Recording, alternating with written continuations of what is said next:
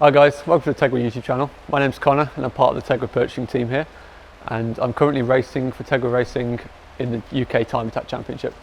This video is going to go over everything involved to get on the grid at Time Attack, everything from the car, the regulations and signing on, the race gear involved, and we're going to be taking an in-depth look as to how you can get on the grid yourself. So let's start with the car, which is of course step one to going racing.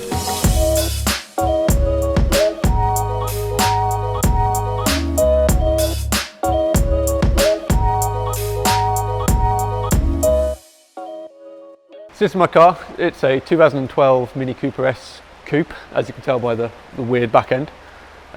It's a 1.6 turbo, which puts it in the Pocket Rocket class of Time Attack. So they share the class with the likes of Pocket Rocket NA, which is up to 2 litre NA, Clubman, Clubman Plus, which are more road going cars, and Classic and Retro, which are pre a certain era. Regulations are fairly open with it being club class, but there are a few points that you have to be aware of. So we'll start from the bottom of the car, which would of course be the tyres. So control tyre for Time Attack is the Nankang AR1 key, technically, which there's not much left of it, but there would normally be a tyre just so that scrutineers can see that it's a control tyre.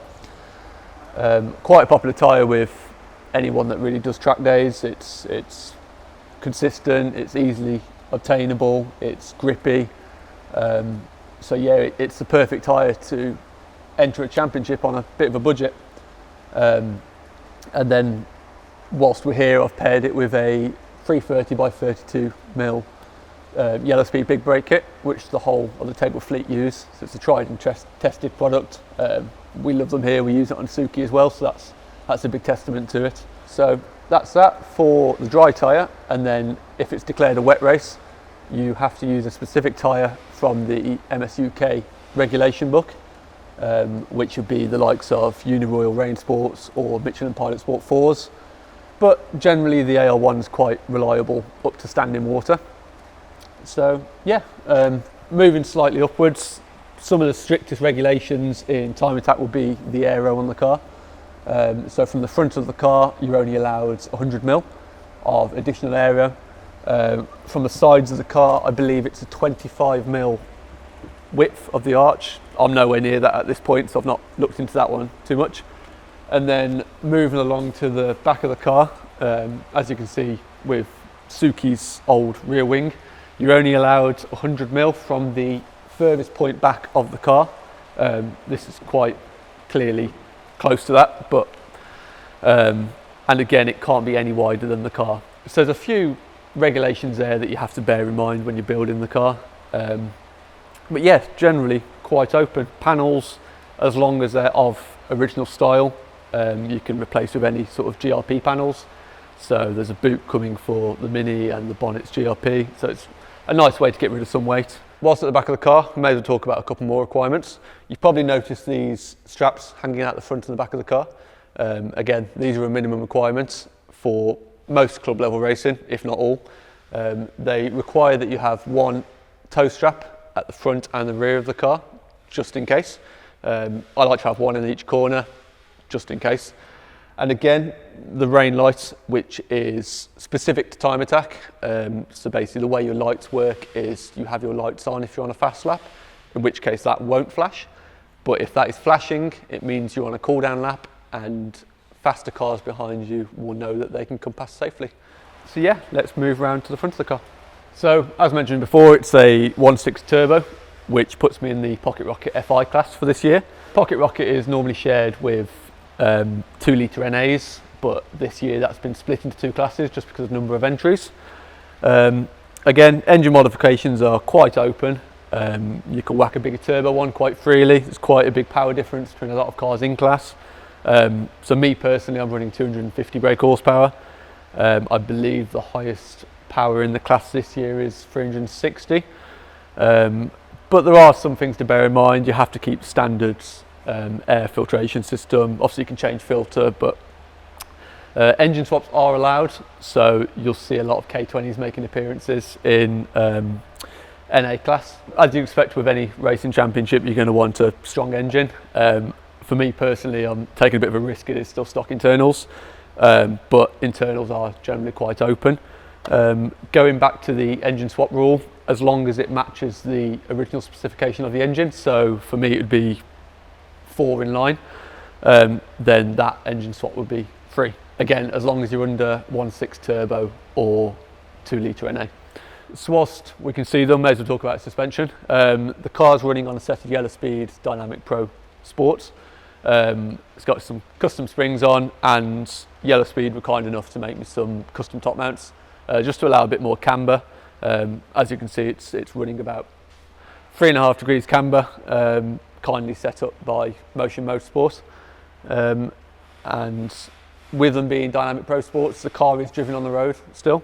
So I've got that 33-way dampening that really makes it bearable. I can really soften them up when I'm driving to and from track, etc.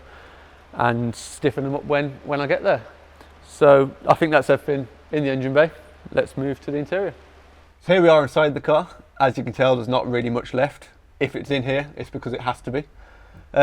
So inside the car, it gets a bit tricky with regulations. It really depends on what class you're in. Obviously, the higher up of a class you go, the more safety is paramount, I suppose. So in this case, I'm just going to talk about my class, which being Pocket Rocket.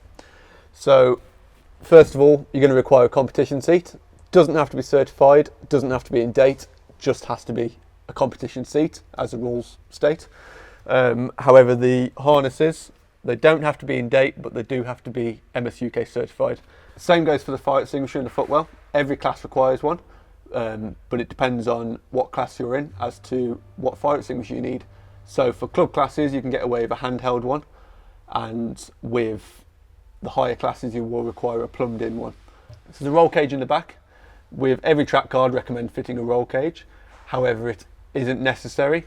We think it's going to be necessary from next year. So if you're building a time attack car, I'd strongly recommend having one fitted. You've probably noticed this funny little seat in the passenger side.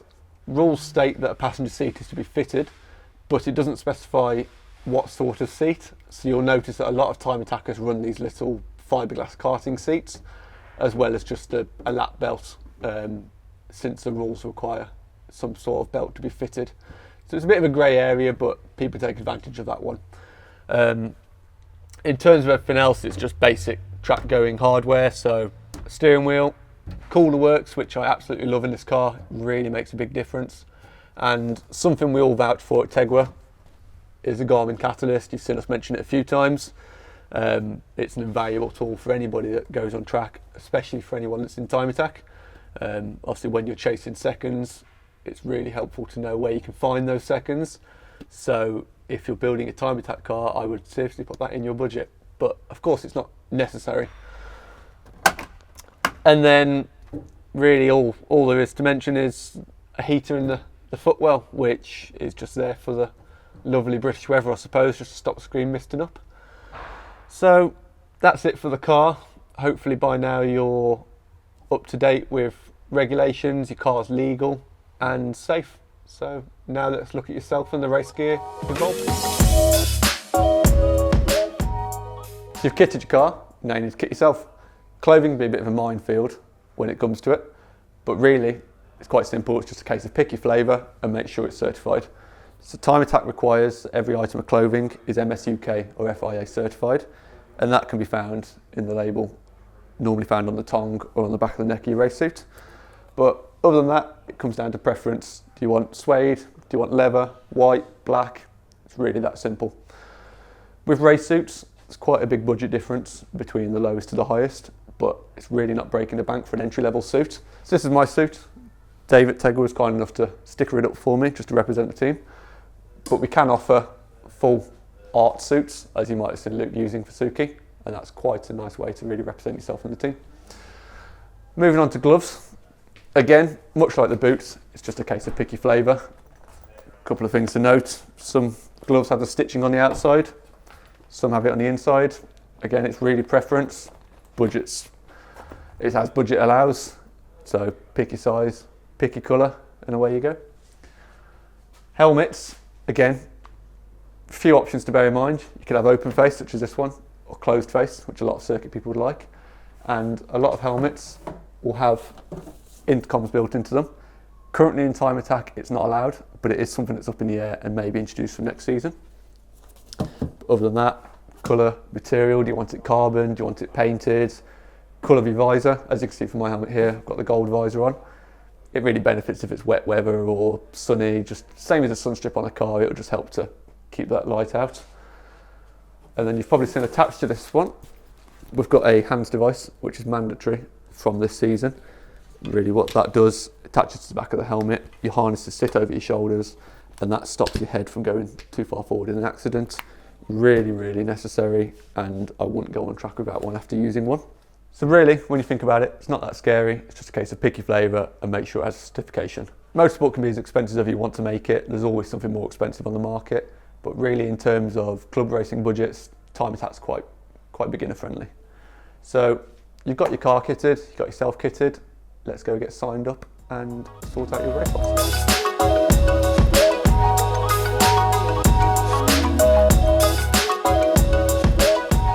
So now moving on to the admin side of things.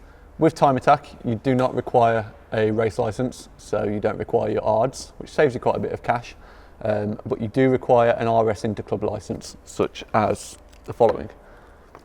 So to gain one of these, you want to go to motorsportuk.org and log in on the top right, and that should take you to a page. I'm already signed in, but it will take you to a page where you can basically apply for your license. So under competitors, you'll see first time application or license renewal. For me, I obviously went license renewal, but for you, probably it'll be first time. And that's similar to the license you've just seen me holding. It'll basically be a case of running through the application, answering the questions as suitable for yourself. So it'll basically run you through a few basic health questions. If anything further is required, MSUK will get in touch. For me, it's a simple case of just having contact lenses declared on my licence, so nothing too severe there. The cost as of this year is £70 for your race licence, so again, a lot cheaper than obtaining a race licence and doing your ARDs, etc. So it's really quite friendly. Once you've got your MSUK licence, you can go ahead and go to the main Time Attack website, and up here on the right, with the login portal, you want to make sure you scroll down and go to this competitors link that can be found here.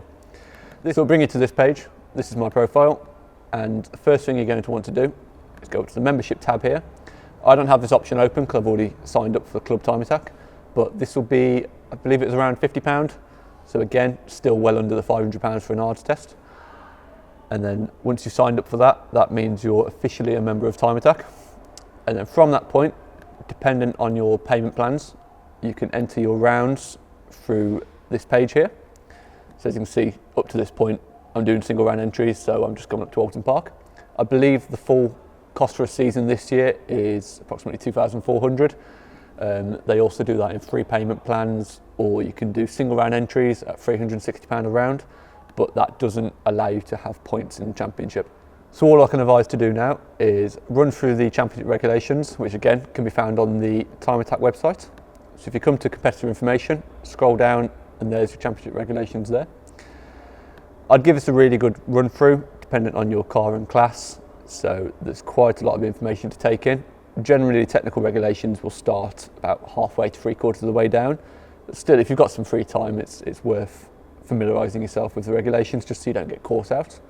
But once you're happy with your licence, your Club Time Attack membership, you've entered your first round and your car's up to spec, we can move on to preparing the car.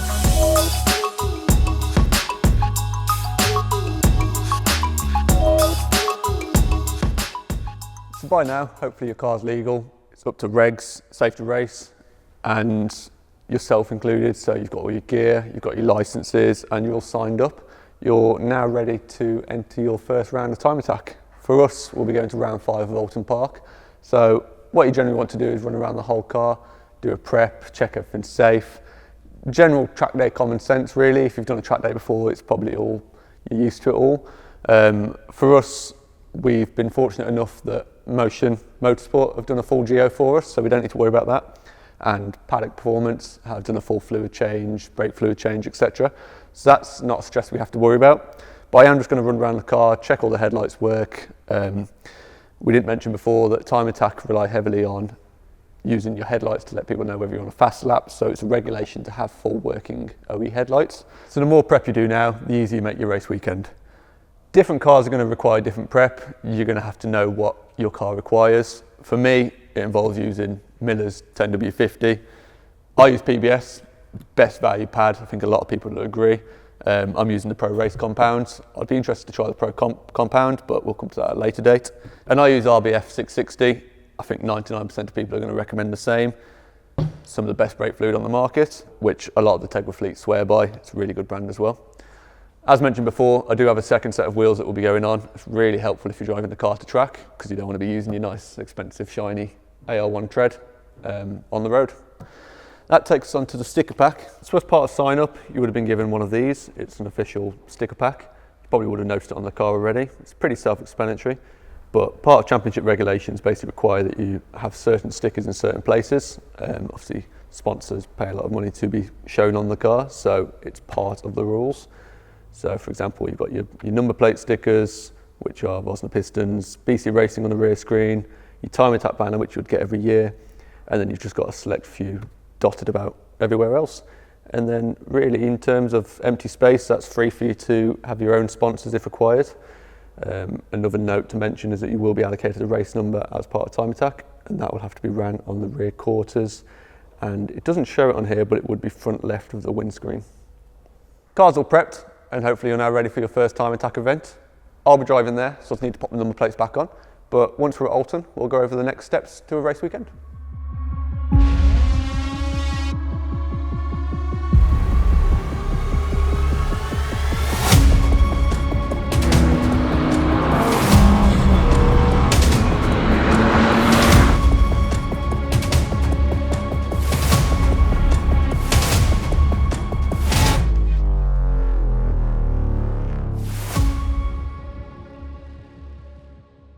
So we're here for round 5 of Time Attack UK Championship at Alton Park.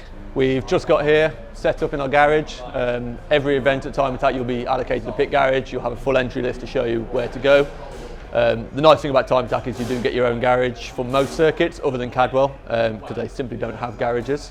So at every event there's 3 things that you need to make sure you do before you go out on track. Scrutiny of the car, sign on for yourself, and attend a driver's briefing just for main information about the circuit. So we're going to go ahead and go do that with you.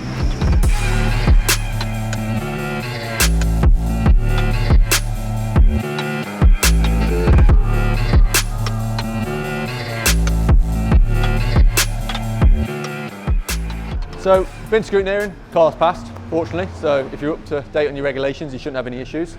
You'll be given a Time Attack scrutineering pass that needs to be shown in your windscreen, and that just basically tells the officials that your car is safe to go on track and there's no reason that you can't. So now we've done that, we're going to go and sign on and attend our driver's briefing.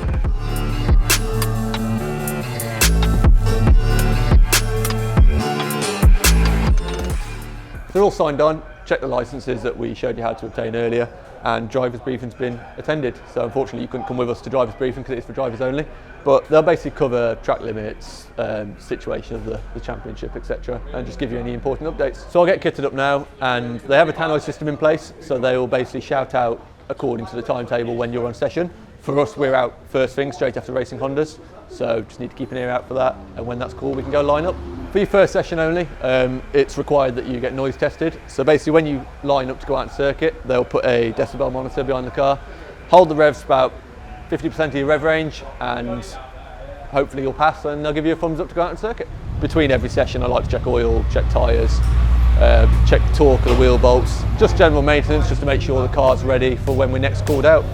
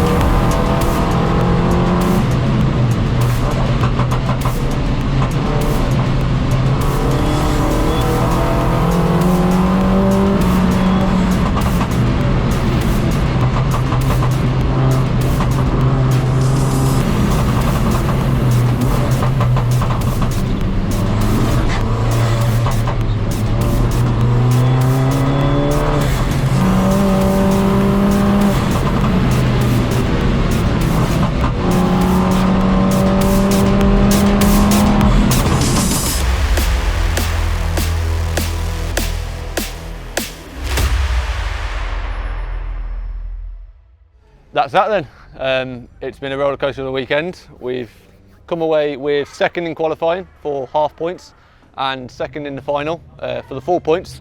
So it's a good haul really. So the only thing to do now is pack up, go collect our trophy and go home. So I hope you enjoyed this video. I hope it encourages you to take the step into not just time attack but any form of motorsport. And yeah, I hope you found it really beneficial.